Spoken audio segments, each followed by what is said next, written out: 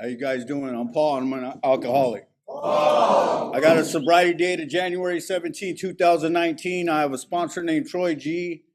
Hermosa Beach Men's Stag is my home group, and by the grace of a loving God in this program of action, honesty, and willingness, I have the honor and the privilege to be called sponsor. I got a lot of opinions and a lot of ideas, but I'm going to read something out of the book.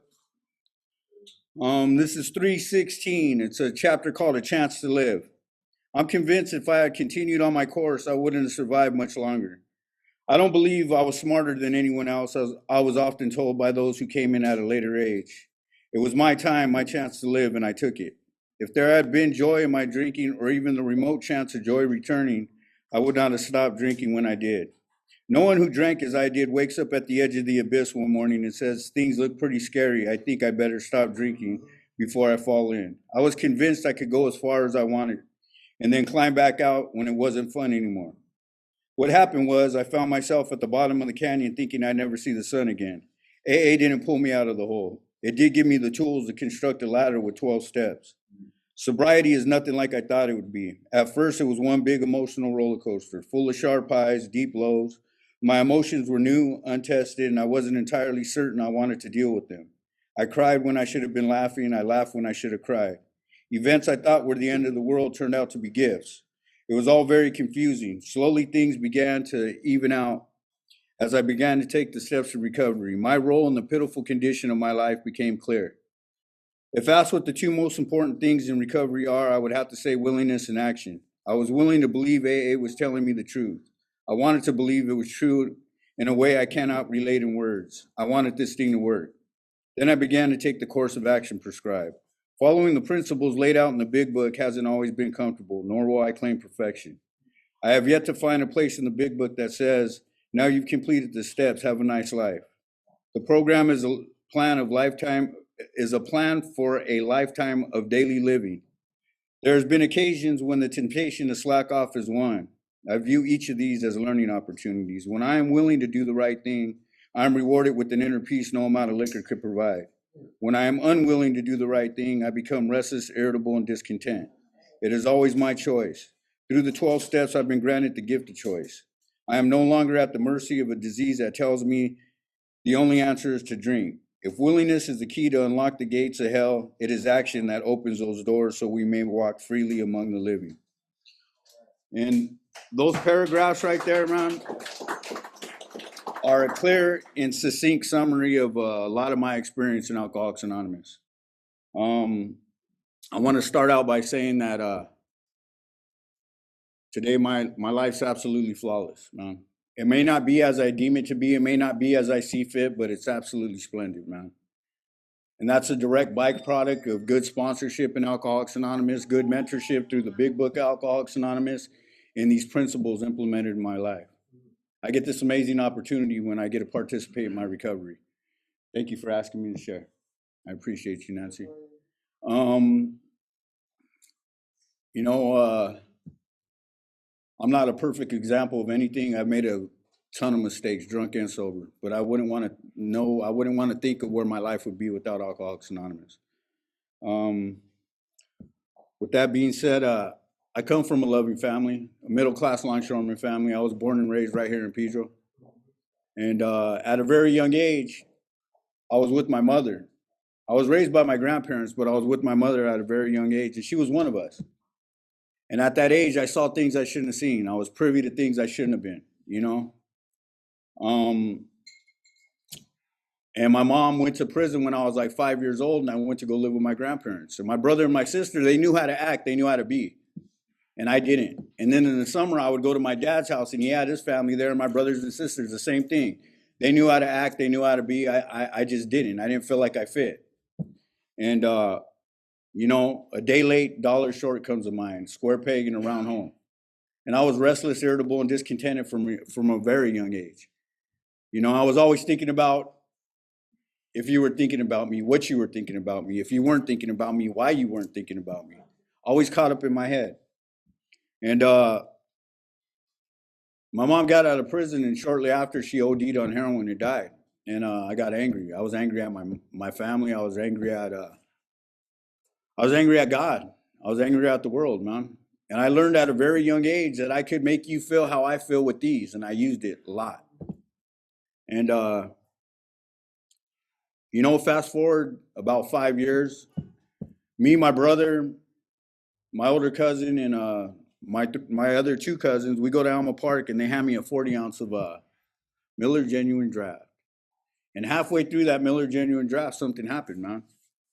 You'll hear about it in the rooms. It was just like that restless irritability, that discontentment, that fear, that anxiety, it all just melted away. The weight of the world came off my shoulders. It was crazy because everything that was placed in front of me, or I placed in front of me to keep me separate from you, all just melted away. I had a spiritual experience based on drinking alcohol. And you might think that sounds funny, having a spiritual experience predicated on drinking alcohol, but my core operating mechanism just shifted. The way I looked at you, the way I looked at the world, and the way I looked at God, all just shifted. Everything just switched inside of me. And it was crazy because everybody liked that Paul that came out that night. I liked that Paul that came out that night. It relieved me of the bondage itself. I could come out and play with you. I could engage. I could look you in the eye. I was telling jokes. Everybody was laughing. It was crazy. And nobody went downtown to pick up dope. Nobody got stabbed. Nobody got shot.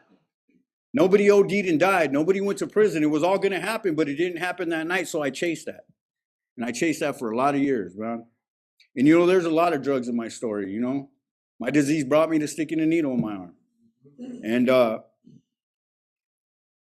And it's crazy because our book talks about a sense of ease and comfort you get by taking the first drink. And I learned early on in sobriety, it's a sense of ease and comfort. It's not real ease and comfort. Because I don't know about you guys, but I've been in bad places, feeling bad, doing bad things with bad people. And my life's on absolute fire. And I get, I'm out on bail on my second gun charge. Me and the girl of 9 years are done. I ain't talked to my sons in 2 months. And my life's on absolute fire, man. And I get the bag, I get the bottle, and I get a sense of ease and comfort. And you know how I know this disease centers in my mind? It's because I don't even have to put the chemical in my body. The liquor store could be opening up in 5 minutes. And I get a sense of ease and comfort. I could call my dude and he picks up the phone and says, I got what you want, come pick it up.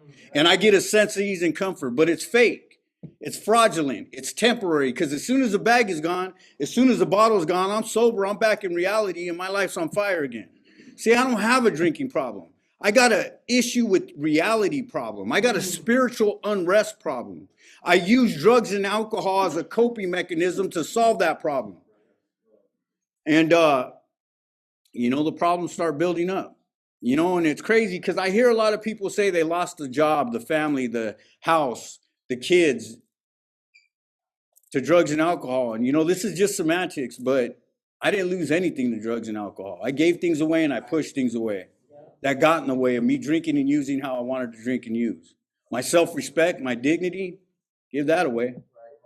So I could perpetuate a lifestyle that kept me having the things that I thought I needed to have to feel the way I needed to feel at all times.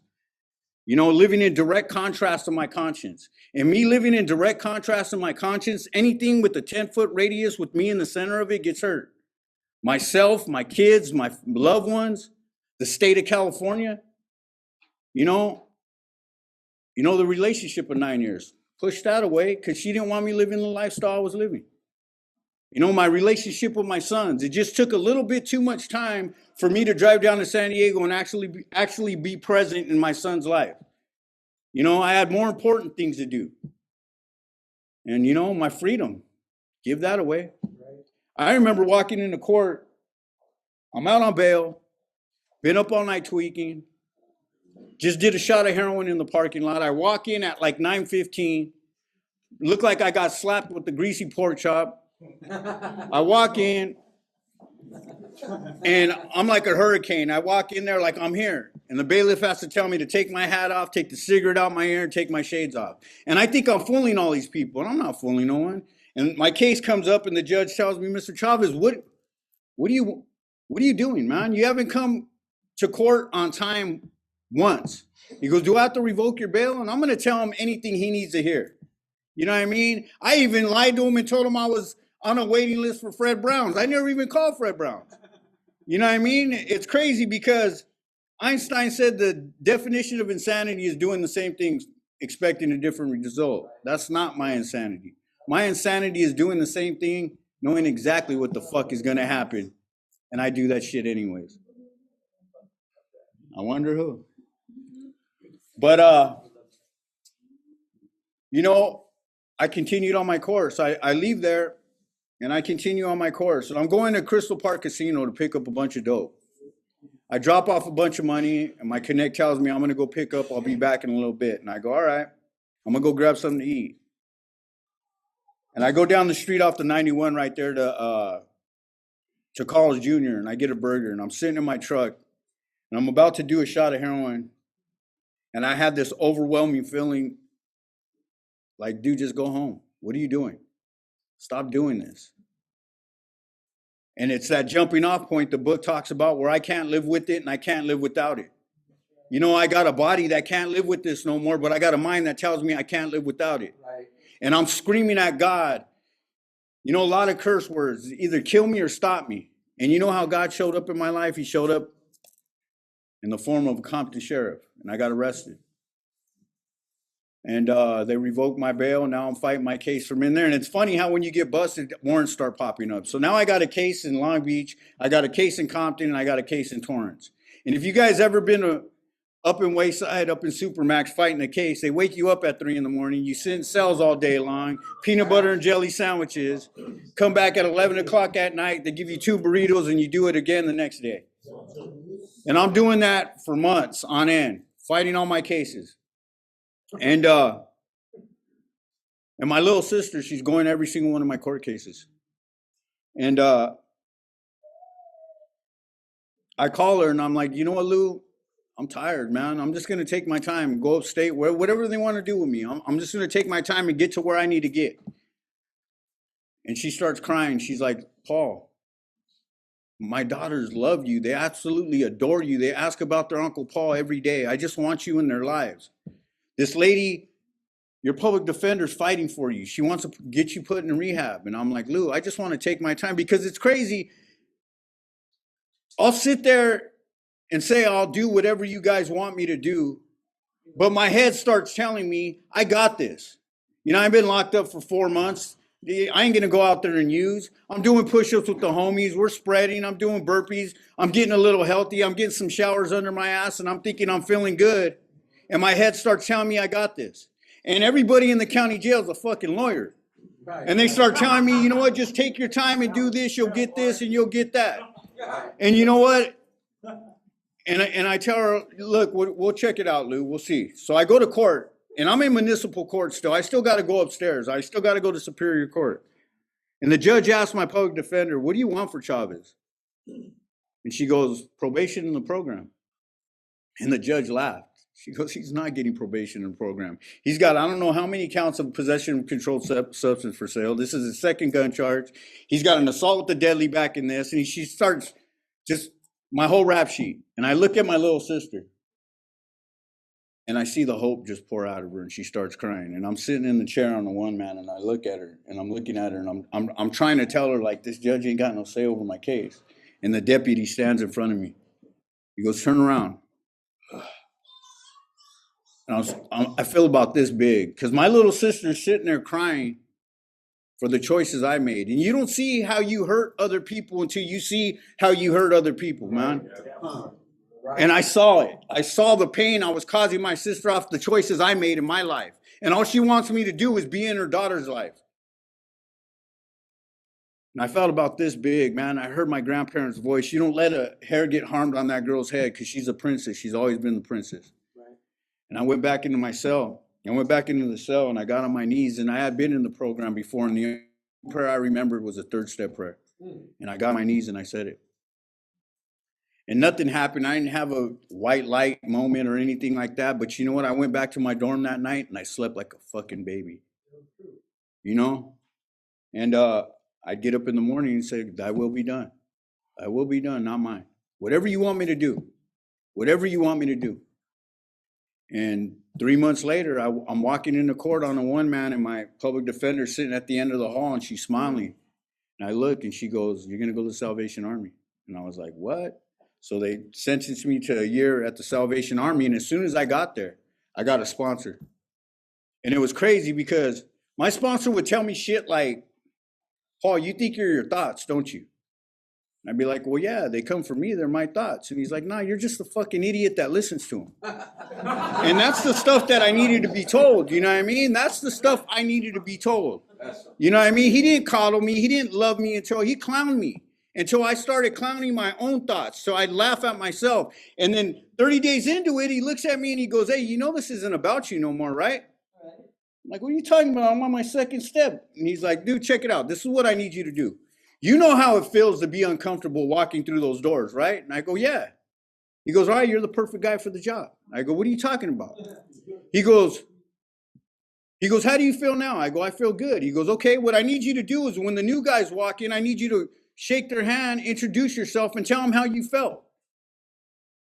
And tell them how you feel now. And the guy sitting over in the corner that looks like he's by himself, go convince him he's not. So I started doing that. I started getting out of my head. And it started making me feel a part of. See, that's what service work is about here. When you have commitments and you do these things, it makes you feel like you belong. You know what I mean? Because I don't know about you, but my God wants me to show him in action.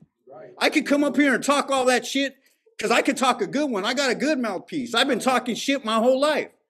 Let me bullshit you for 15 minutes. You bullshit for me for 15 minutes. That's how it's been. But you know what? God wants me to show him in action. And you know what? A lot of you people see me walking around here. My sponsor told me from the jump, you want to see someone that's felt God's grace? You want to see someone that's in gratitude? Watch what they do in this program. If their feet don't match their mouth, they're full of shit. And I've always been about what I'm saying I'm about. When I was out there on the streets, if I was going to crack you in the mouth, I don't care if we were in church, you're going to get cracked in the mouth. You know what I mean? I was always about what I said about, you know what I mean? I was telling my boy Pat, I was like, you know what? It's crazy because I'll go to a gunfight with the knife, but I won't go to meetings and do the step work to save my life. Come on, man. And I kind of went on a tangent right now. But you know what? You know, and my sponsor, you know, I would call him because I got sober at the Salvation Army. I'd call him up and I'd be bitching and complaining about the J-Cats in here. I'm going to crack this dude in the mouth. I'm going to do this, you know what I mean? This dude in here, you know, this and that. And he'd go, have you helped another alcoholic today? And I'd look at the phone and go, what? And he'd hang up the phone on me. And see, I don't learn good in the moment. I live life forward and I learn it backwards. And what he was teaching me was, I don't need to wait to feel good to help another alcoholic. I need to help another alcoholic to feel good. You know what I mean? And that's counterintuitive to the person that comes in these rooms because I want to feel good right now. And then if I feel good, then I'll continue to do what I'm doing. But that's not what we do here. We do the action first to get the feeling. You know what I mean? And that's what I had to, I had to shift that way of thinking. Because I want to, and you know what, even feel good, I thought because I was sober, I needed to feel good all the time. But isn't that what I was trying to do when I was out there? Feel good all the time? There's going to be contrast in here. There's going to be ups and downs. Life gets lifey. It's going to hit you. You know, it's crazy because people say life on life's terms. I don't believe life makes terms. I believe I make terms. And when they don't get met, that's when my character defects come out. You know what I mean? That's when the old Paul wants to start manipulating things and doing things how he thinks, constantly obsessed with my preferences. God's will is what is, and I can't even experience that because I'm always thinking about what it should be. And, you know, it's crazy because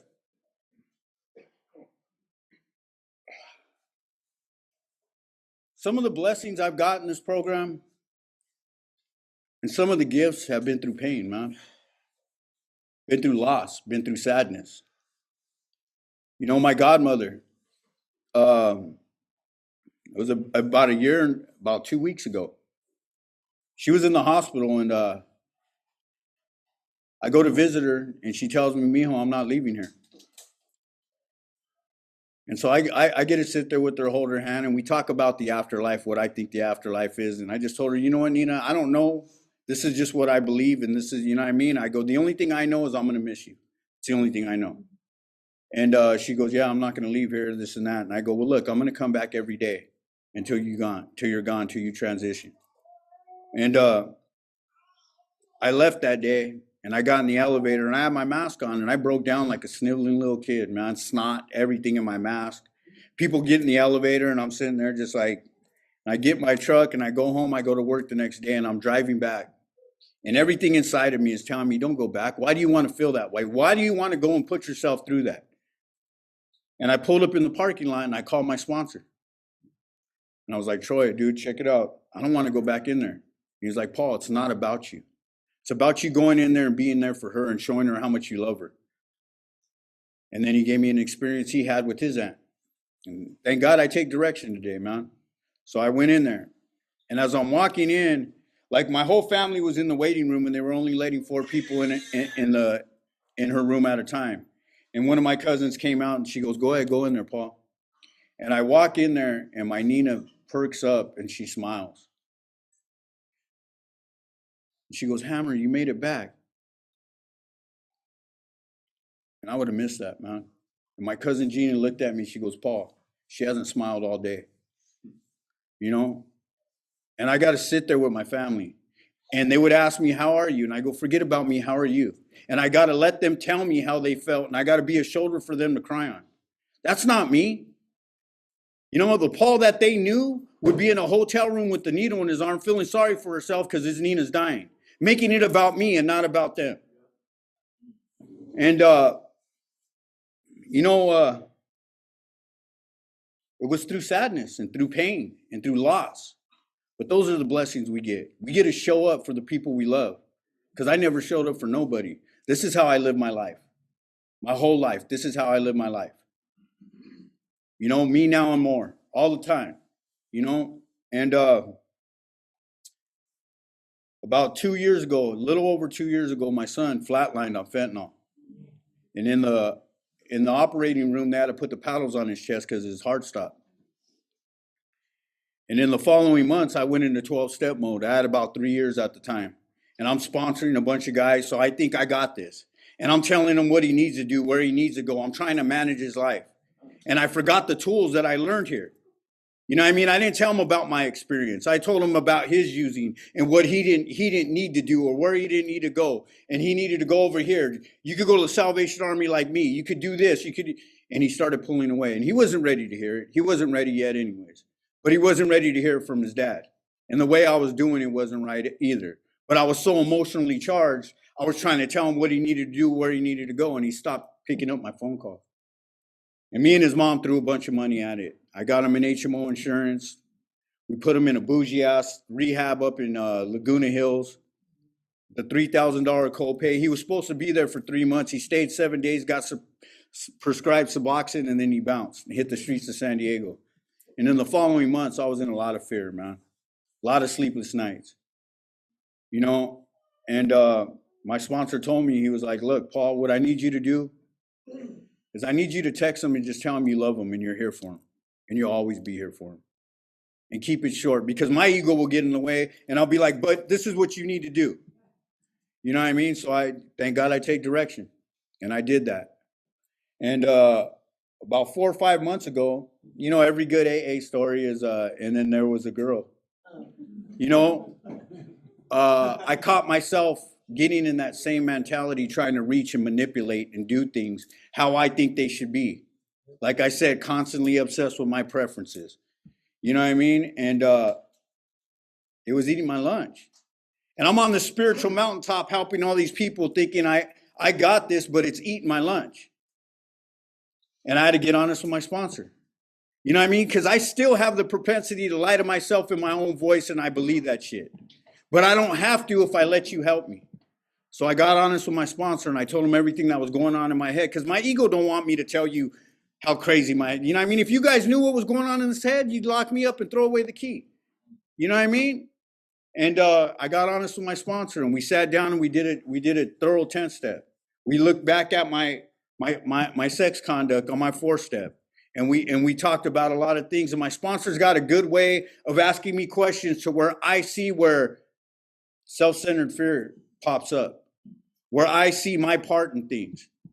And I went home that day, and it's crazy because when we're not hiding the things we're hiding, it's kind of freeing when we tell another human being and God. You know what I mean? And I got to shut my head off, and I went home and I meditated. And I'm sitting there meditating, and as soon as I open my eyes, this is how God shows up in my life.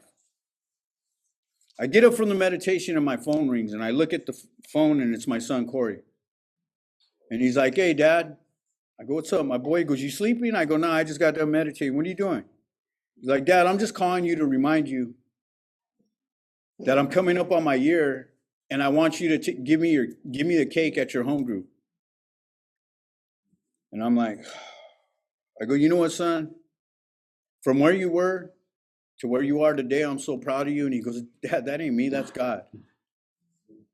You know, my son had to remind me that. And we talk for a while, and we hang up the phone, and I have a moment of clarity. And a moment of clarity has best been described to me as a moment God paralyzes a liar in my head long enough for me to hear the truth. And the truth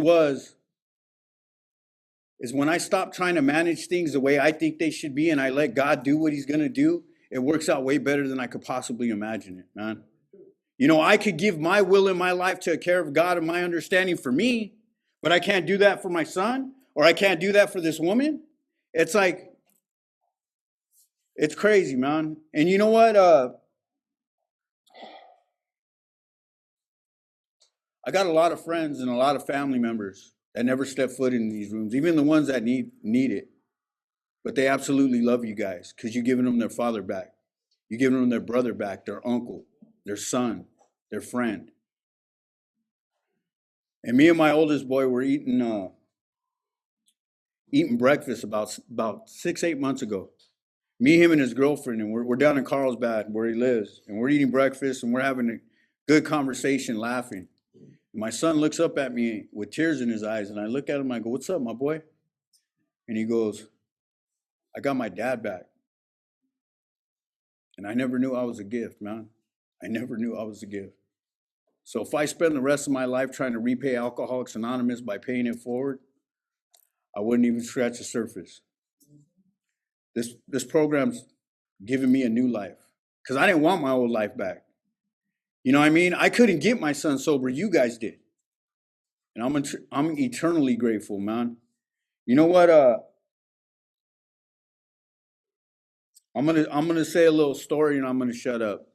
I said this at the meeting the other day, but there was a guy, and it's a Saturday, and he worked all week long, and he's tired, and he's reading the paper, and he has a 5-year-old little daughter, and she comes in the room, and she's like, "Daddy, Daddy, play with me." And he loves his daughter. He's a good father.